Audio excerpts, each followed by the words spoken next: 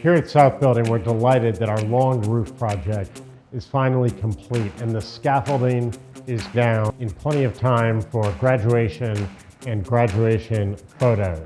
This new roof is replacing a roof that was almost 100 years old. It's made of copper, consistent with the architectural style of the building and its history.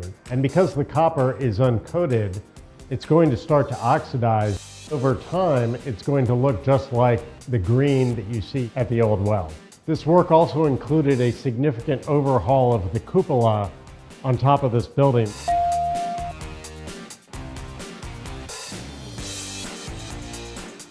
The cupola was added in 1861, but it hadn't been updated in nearly a century. There's a bell inside the cupola that dates to 1924. We used to ring it to signify class changes, but now we only use it for special occasions. We're putting a new finial on top of the building, which holds the weather vane.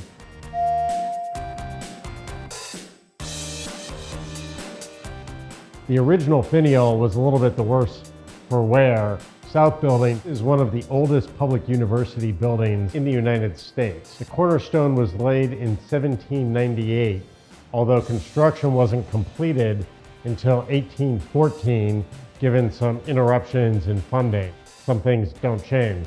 This was a significant undertaking, but it was an important step in making sure that one of the most important buildings in the state of North Carolina is preserved for generations to come.